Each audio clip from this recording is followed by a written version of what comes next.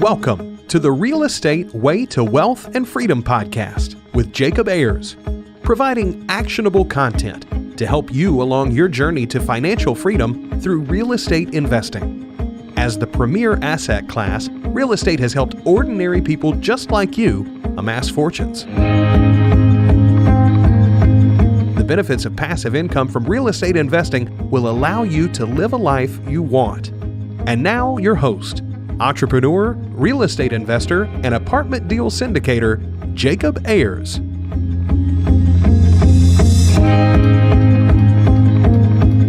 Hi, and welcome to the Real Estate Way to Wealth and Freedom podcast, episode 328. Hey, welcome back. I'm your host, Jacob Ayers. Hey, thanks so much for tuning in to this week's episode. I've got a really interesting subject for you today. At the time of this recording, it's July of 2020. As you all know, we're living in some pretty interesting times in this kind of COVID, hopefully soon to be post-COVID era. As real estate investors, it's up to us to stay up to date with trends, especially with how people not only live, but how they work, travel, and even vacation.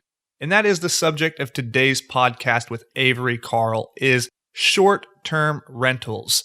Now, just a few months ago, I would have thought short-term rentals like Airbnbs and VRBOs would be in serious trouble, as I would synonymate those with, say, like office space. But Avery shows us why that's not necessarily the case and not the trend that she's seeing in her business. So a little bit about Avery. She bought her first rental property at the age of 26 on a $37,000 per year salary. Through investing in short-term rental properties in what she calls mature vacation rental markets, she became a millionaire by age 31.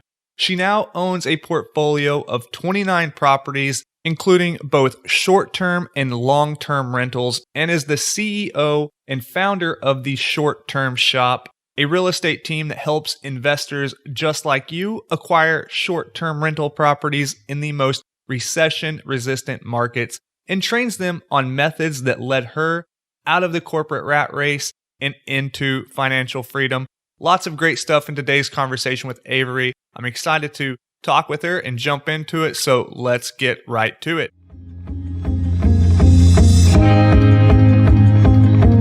All right, today, welcome on the show, short-term rental expert Avery Carl. Avery, hey, thanks for joining us. Hey, thank you for having me. Well, it's our pleasure. We're going to be getting into short-term rentals today, Avery, and talking about your experience there. But before we do that, let's kind of back up. Tell us a bit about who you are, what you do, your background, all that good stuff. Awesome. So I'm a real estate investor, also a real estate agent. I have offices in 3 markets, the Great Smoky Mountains in Tennessee. So that's the Gatlinburg, Pigeon Forge area, the Panhandle of Florida, so Destin, Panama City, and then Gulf Shores, Alabama. And okay, nice. Yeah. And what I do is, so I own 29 units total. 6 of them are short-term rentals, 5 in the Smokies and 1 in Destin. The rest are long-terms. And I got into real estate as an investor. I was working as a marketing manager with a corporate gig and kind of got into real estate investing as what was supposed to be just kind of a retirement plan, but then it became a side hustle, and then it became the main hustle. Yeah, I love it. It became my job. Yeah. And I became an agent because when we started buying short-term rentals, we bought 5 short-term rentals in the Smokies first, and then took all of that income and rolled it into buying other properties, whether that's long-terms or more short-terms. I think it's a good idea to definitely diversify that portfolio. So we buy a little of both. But I became an agent because none of the agents in the markets that I was working in or that I was trying to buy in could answer my questions about management and how much things are supposed to make and return on investment, things like that. So now I am that agent for other investors in my markets.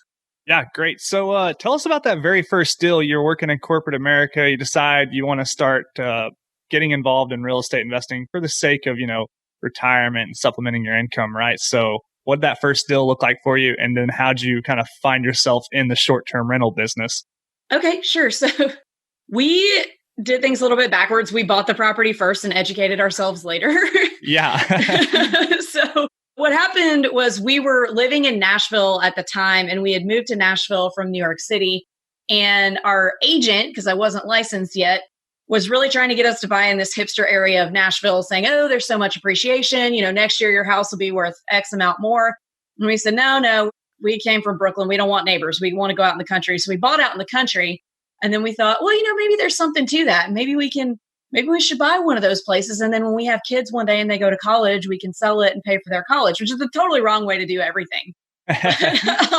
So we bought one, and it's still our best performing long-term rental to date. So luckily we did a really good job on the first one.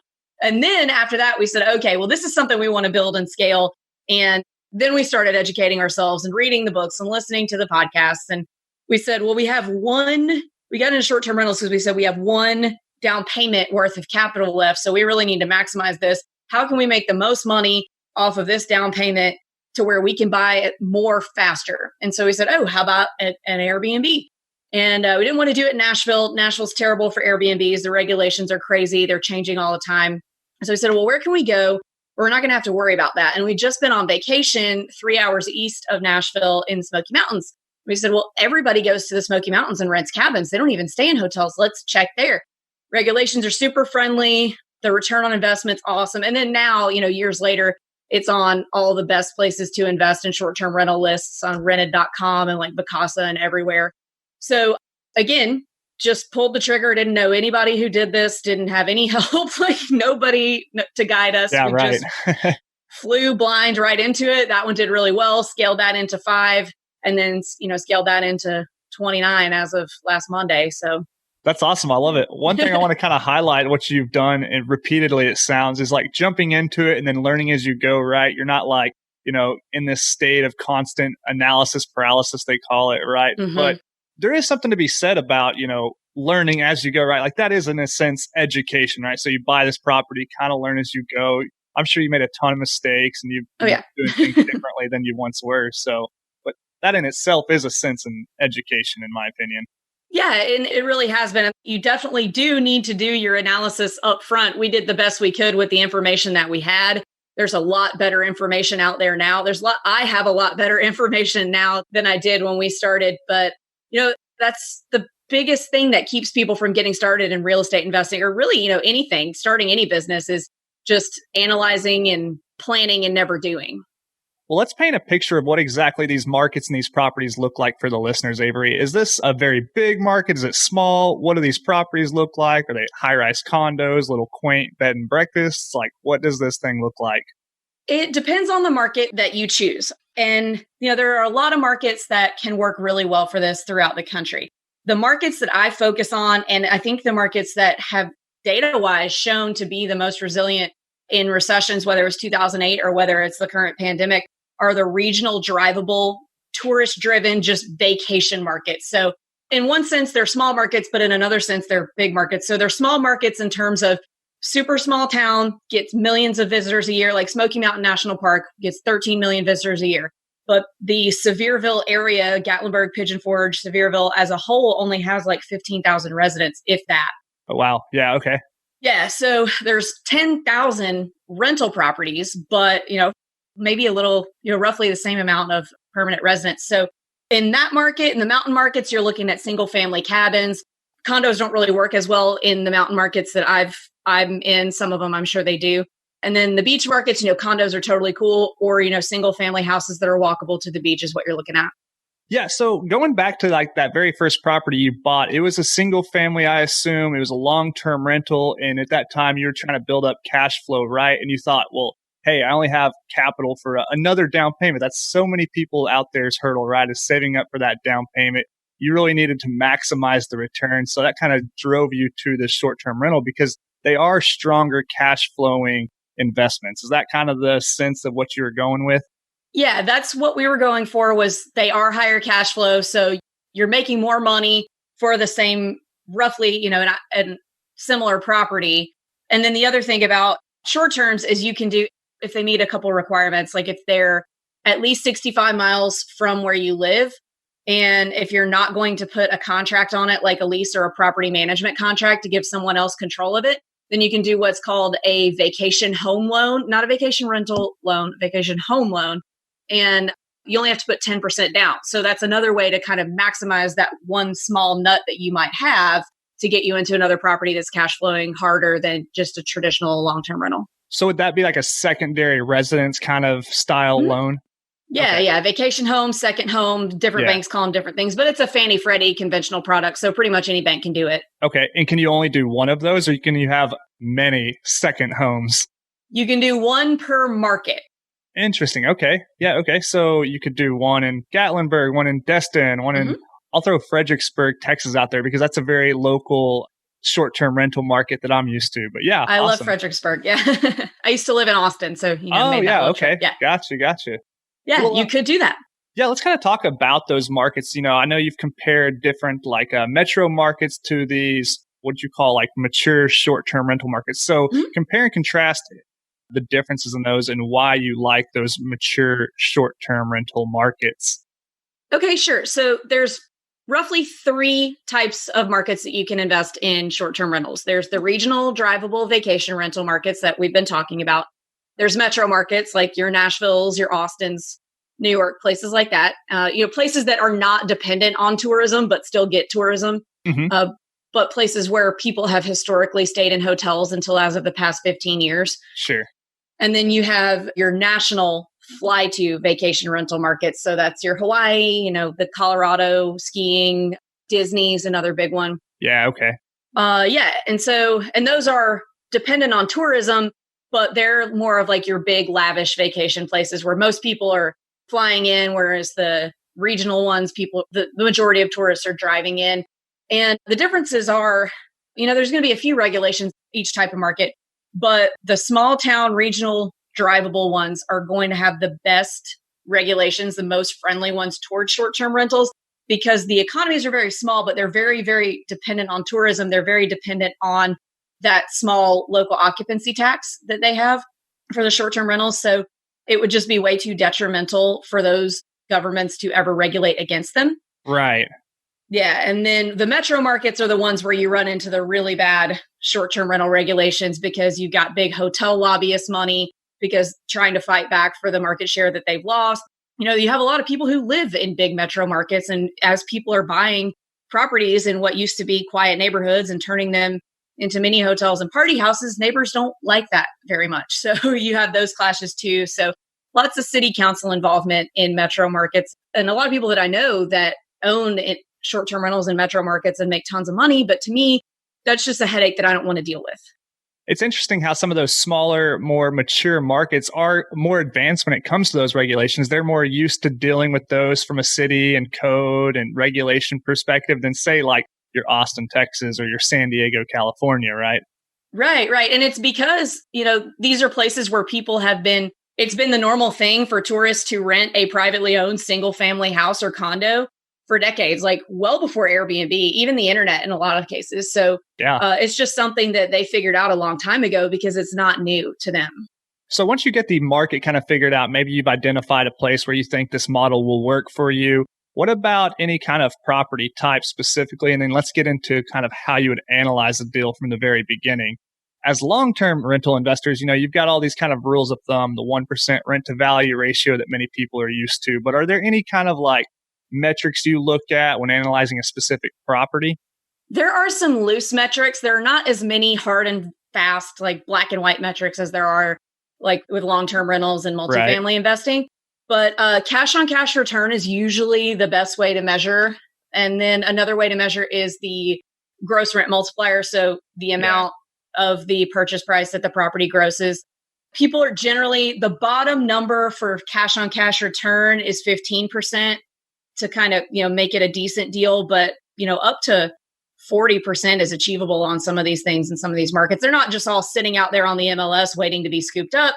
You have to kind of watch, but it's definitely doable. I think one maybe difference in the short-term rental versus the long-term rental analysis is on a long-term rental. Sometimes I'm looking at things from a month-by-month perspective. What does it rent per month? What are the expenses per month? But in a short-term rental, sometimes you have to annualize that because you've got like the seasonality factor, right? Summer months might be higher in some markets. Winter months might be higher in others, say, for instance, Colorado, right? So Is that kind of true across the board there? Absolutely. Because every month is going to be different depending on the market and the time of year. It's really hard to measure by month. You kind of do have to go annually. Yeah, sure. Well, something I wanted to bring up too, we'll just kind of jump into it, is this demand during the time we're in right now. We're recording this in July 2020 if people are picking this up years down the road, but we're in a pretty uncertain time with the recent COVID stuff, right? And a couple months ago, I was thinking to myself, wow, short-term rentals don't seem like the place to be right now. But more and more, I'm trying to book short-term rentals for myself to go to, i.e. Fredericksburg, Texas for a weekend getaway or go out near Austin. And there's so much demand and there's not a lot of options for short-term rentals right now. I thought that was kind of surprising. So what's your take there? Yeah. So March and April sucked for, any market, any short-term rental. As the shutdown started, everybody's calendars cleared out for March and April. Okay. But for the markets that I'm in, we got just enough bookings for those 2 months, or rebookings, I should say, by people who live in big cities that are drivable, who live in small condos, who are like, oh crap, I'm going to be working from home for a month and I live in this tiny condo. Can I come rent your place for 2 weeks? And so we stayed in the black because of that. Had it gone on longer, we would have had to dip into cash reserves, we could do a whole nother podcast on that. But the markets that bounce back most quickly, and this is kind of the difference between the regional drivable markets and the big national fly-to markets, is that by the end of those shutdowns, everybody was busting, and it still is busting to get out of their houses, but they don't want to get on a flight and get breathed on, and they don't want to go to like Disney World or a big metro area and get breathed on. So they want to be in control of their own transportation in their own car, so they're driving to where they can get to take a vacation and get out of their houses. So we've actually seen, since the beginning of May, what I would call a boom in all three of the markets that I'm in. Yeah, that's really interesting and almost counterintuitive, but once you explain it like that, it totally makes sense. I recently saw some kind of announcement by the CEO of Airbnb, Brian, I think his last name's Chesky.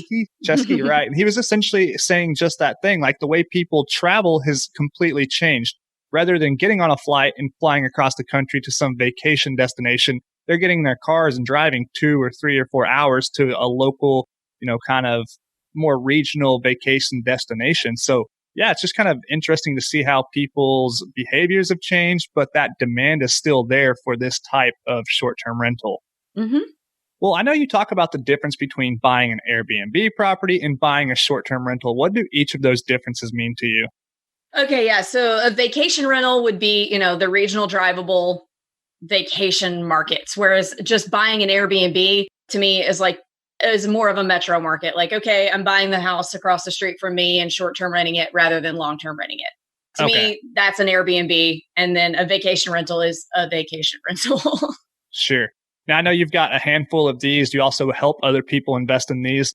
In your model, are you self-managing this? Are you turning that over to a property manager? And then can you kind of compare and contrast the differences and just the day-to-day operations as compared to a long-term rental where you don't have to be in the unit every 2 or 3 days?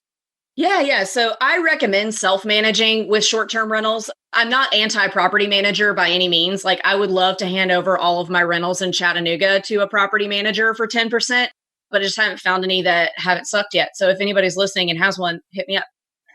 But with the short terms, the standard split for a manager is 20% to 40% in some cases. So wow. Okay. Yeah. So, and there's not a lot that they're doing that you can't do from your phone in 5 minutes a day, other than suck all the cash flow out of the deal. Because if you have a property that's grossing $100,000 and you're paying 30%, that is somebody's entire salary that your one property is paid. So what we do for our clients is, we do the regular buyer agent thing, get you the property, get you through the contract, that whole song and dance. But what our real value add is, we will get you set up with all the systems and processes so that you can self-manage from your phone, from, okay, got it, wherever you live. Yeah. And so we get you hooked up with the vendors and everything too. So tell us what that process looks like for you in your own portfolio. How are you managing remotely right now? I think you are, right? Yeah. So what does like a day-to-day kind of management of these short-term rentals look like for you? So my husband actually did a screen time app experiment on his phone, and he found for our 6 he was spending something like 27 minutes a week per property. That is terrible. Yeah, so it's really not bad at all. And it's really, I mean, you just have the Airbnb and VRBO apps on your phone. And, if it's really just like answering a few text messages a day. I mean, is it going to interrupt your dinner at some point? Yes, probably. Are people going to be annoying sometimes? Yeah. But, for the amount of cash flow, it's really, it's not that bothersome. And a lot of people have this limiting belief about short-term rentals that they're going to get called in the middle of the night every night about some catastrophe that's happening. But that really doesn't happen as much as people are afraid it happens. Same thing with long terms. Everybody has some uncle with a horror story of somebody who burned their house down. Right. Yeah, it's really not that bad. Across all 6 of ours and 5 years of doing it, we've maybe had 4 or 5 middle of the night calls. And most of the time, there's nothing you can do anyway but make a phone call for them. Well, you probably feel just how I do when I get this question about my long-term rentals, right? Maybe someone who's not a real estate investor asks you well, what do you do when a toilet breaks or something? It's well, I make a call. I've never changed a toilet on any of my rental properties in Oklahoma or the panhandle of Texas ever. So yeah, I don't deal with it. Yeah, or my bathroom that's 10 feet from here. I don't know how to do that. I call somebody if it's in my own house. Right. So what's the difference? Yeah. So you can really take this short-term rental kind of model almost anywhere across the country it works, because really all you need are some local contacts, a smartphone, and a little bit of time every week to devote to just kind of managing the processes. Let's talk about what kind of support you need locally, because you have to have people to clean the place, right? I assume, and maybe fix broken things as they come about. What's that look like for you? If you're in a market where you're just starting out, you don't have any contacts, your agent doesn't have any contacts for you, your cleaner is the place to start. That's your most important person. They're going to be the people that are in the house, 2-3 times a week sometimes, and their eyes and ears telling you what's going on with it. And generally, if you start there, you can build out. They probably know a handyman. They can tell you an HVAC technician, and you can build out from there. And what I recommend doing if you're just brand new and have no connections is just going on Airbnb and VRBO and begging your neighbors to give you some contacts. Most of the time, they don't want to share, but every now and then they will. That's how we got our first cleaner. We fired her in 6 months because it was a personality issue. But that's sometimes the way you have to do it. You just have to go on and see who you can get to talk to you. It's a relatively lean team then. You've got cleaning staff, a handyman. It's not like you have to have, a lot of boots on the ground there. It's just, pretty straightforward, it sounds. Yeah, it is pretty straightforward. And that cleaner is just, the cleaners are gold. Have you ever had any experience with maybe turning a long-term rental into a short-term rental? Maybe somebody has a property in a market that they think might cash flow a little better as a short-term rental. Any experience converting one to the other or vice versa? Yeah. The first one that I bought actually had been a long-term rental, not because it made a lot of sense, but the owner was just really old and sickly and he didn't want to deal with it. And so he just rented it to I think he was a truck driver for 5 years. And I don't think they swept the entire time they lived there, but it was still a cabin and what it needed to be for a short-term rental in the Smokies. And we were able to get a really good deal on it because he just wanted to unload it and hadn't seen it in 5 years. And so we just, refurnished it and got it up and going. And, as long as you do your research on the market data and what you can expect to get and what similar properties are doing, it shouldn't be an issue to turn it into a short term. Yeah. Okay. Here's an interesting kind of off-topic thing I'll bring up. As a short-term rental tenant myself, occasionally going to Fredericksburg, Texas, or wherever I might be, I actually prefer a short-term rental that is a designated short-term rental. I don't want us to go to someone's home that they just taken all the family pictures and turned around on the shelves, and I feel like I'm in someone's, privacy, right? So what's your kind of take there? So that's never been something that I've ever looked into doing. And a lot of people ask me questions about doing that sometimes, oh, I'm going to leave my house for the weekend and Airbnb it, or, I'm going to Airbnb different rooms in my house.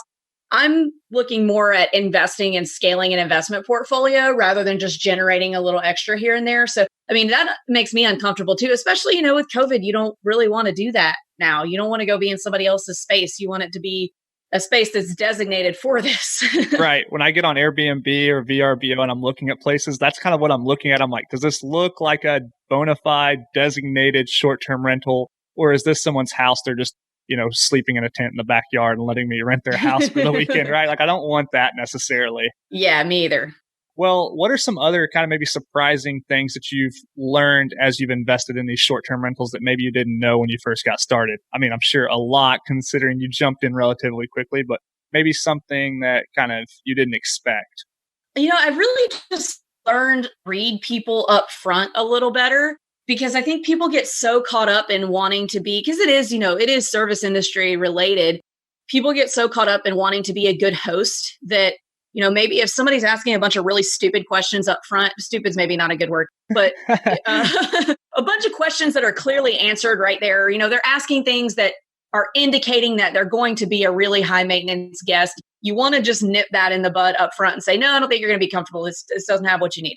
Is learning to separate, to not just get so caught up in, oh my gosh, I'm the best host ever. Look how helpful I am.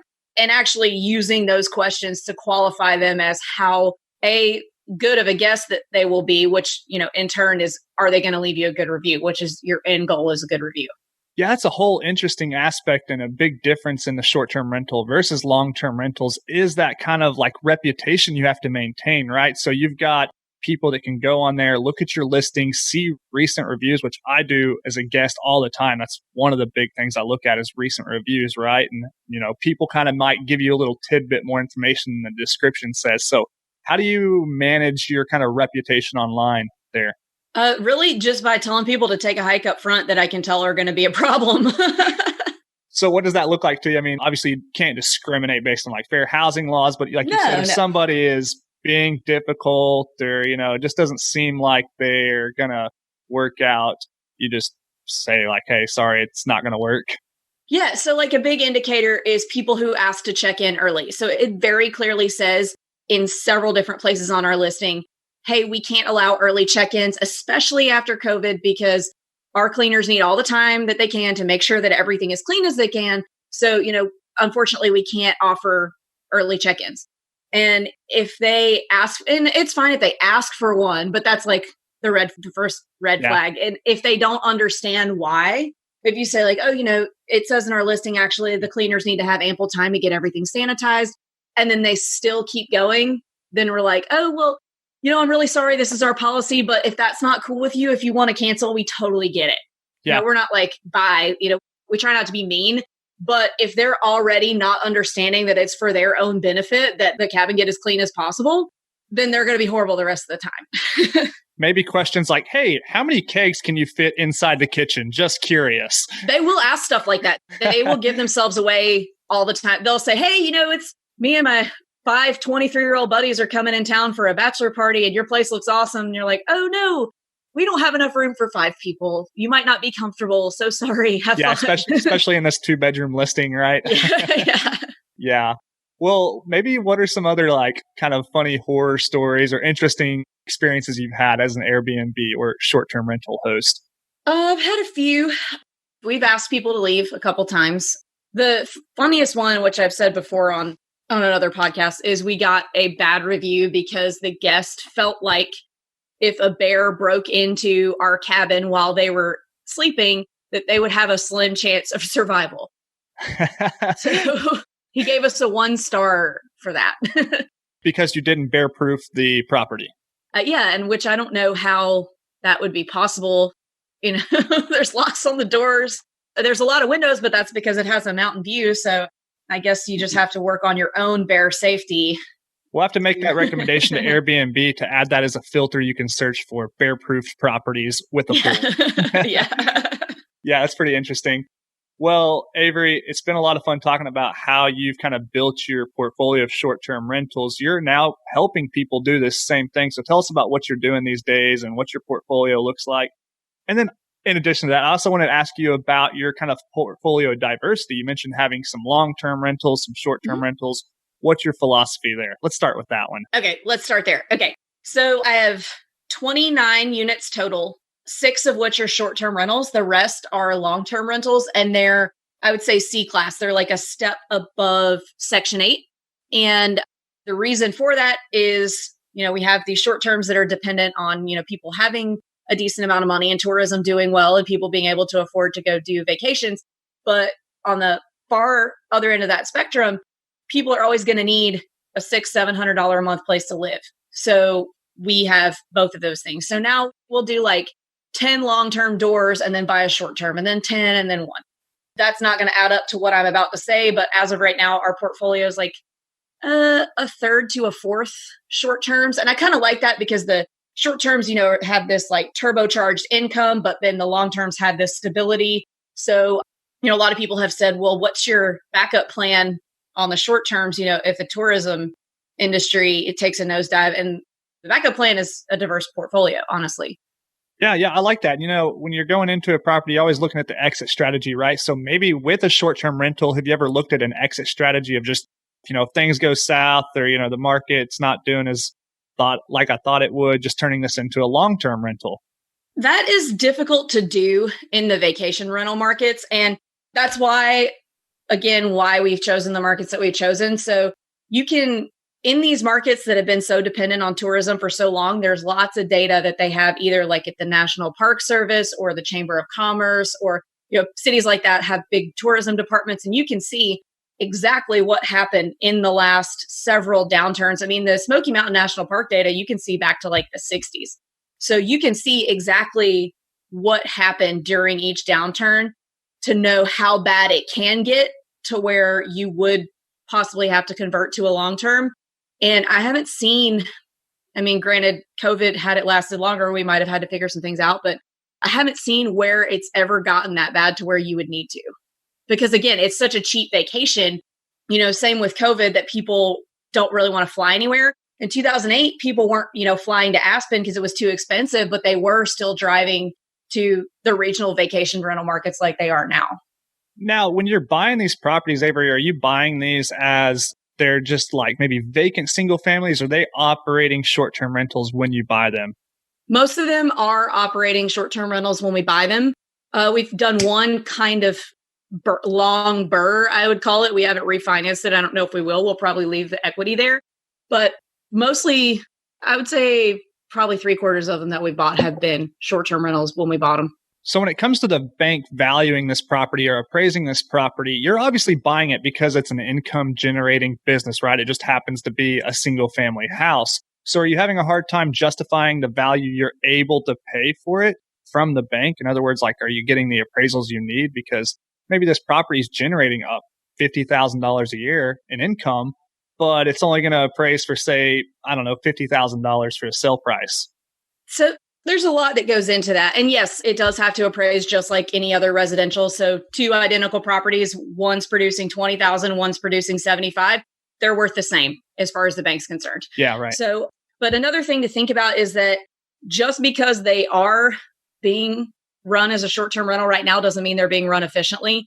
A lot of the local mom and pop short-term rental management companies in these markets, and there's a lot of them, and there's a lot of big ones that have been around for decades. Those guys are really resistant to using the technology that's putting them out of business, which is Airbnb and VRBO.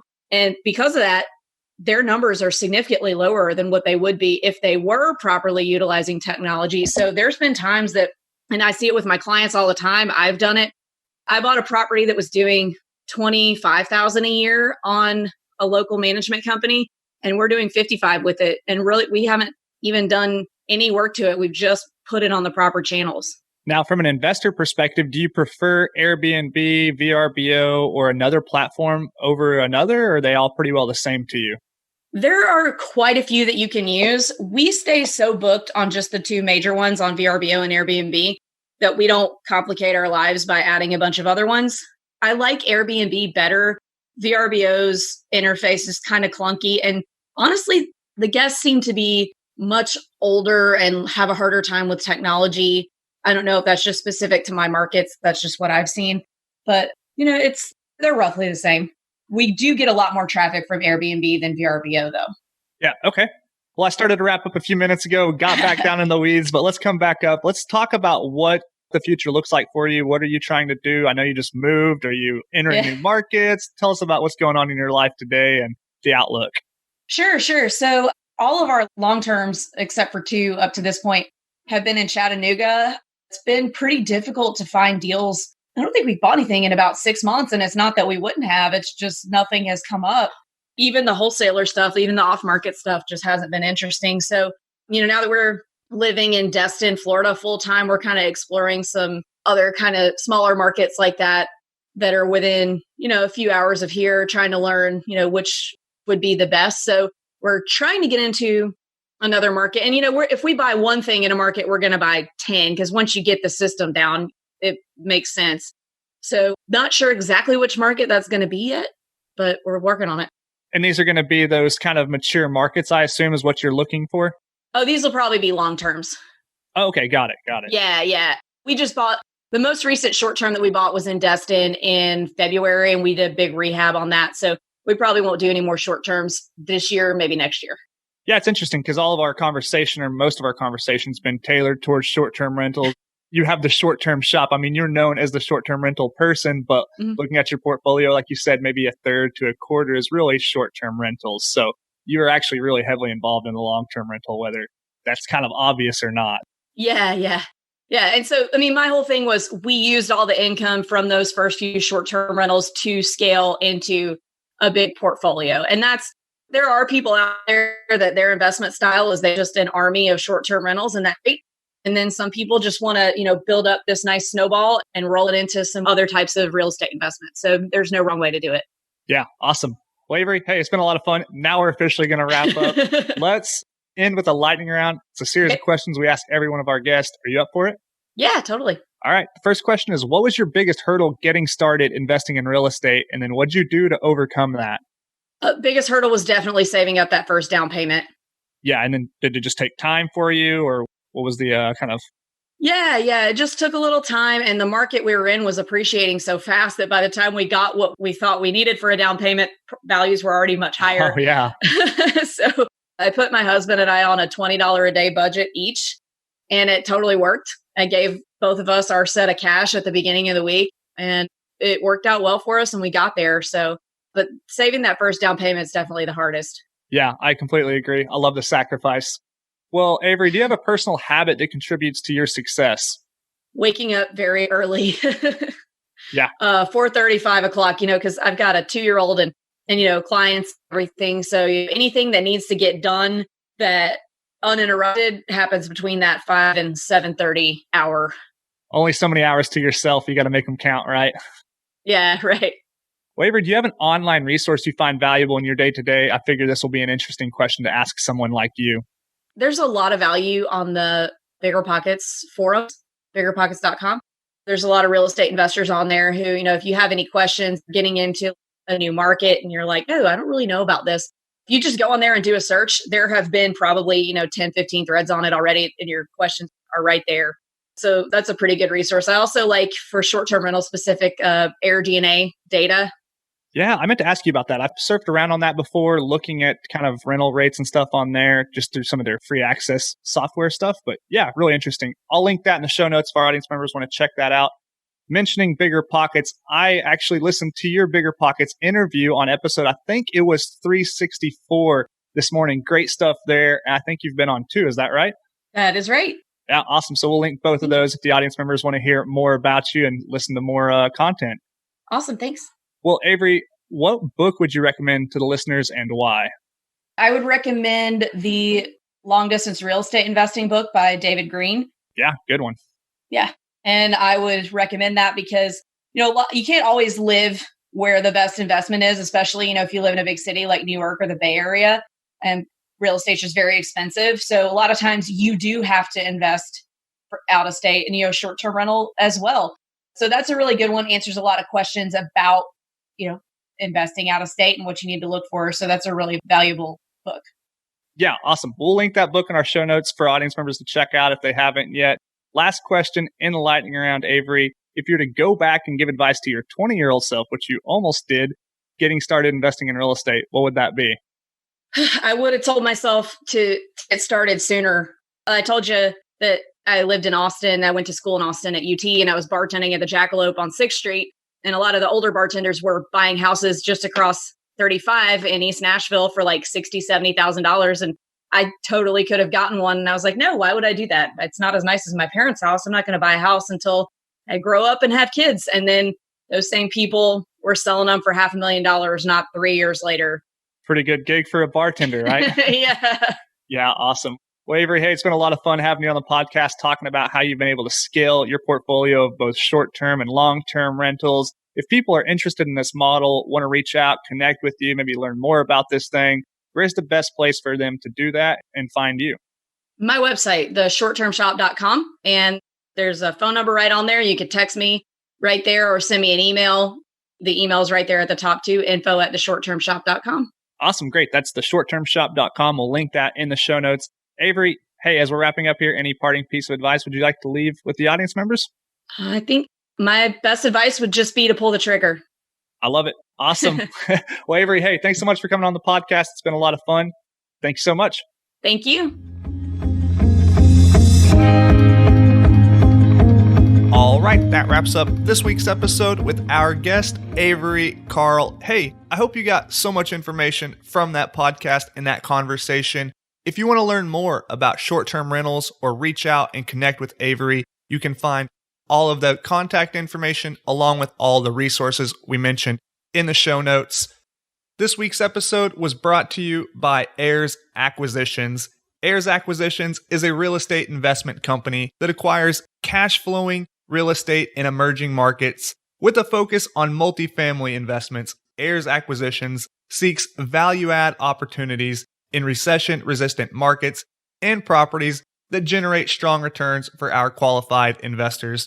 To learn more about investment strategies and processes, visit www.ayersacquisitions.com. From there, you can schedule a call with me personally to connect further. Well, as always, engineer the lifestyle you want.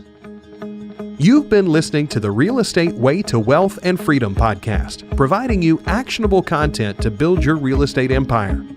Nothing on this show should be considered specific, personal, or professional advice. Please consult an appropriate tax, legal, real estate, financial, or business professional for personal advice. The opinions of guests are their own. Information is not guaranteed. All investment strategies have a potential for profit or loss.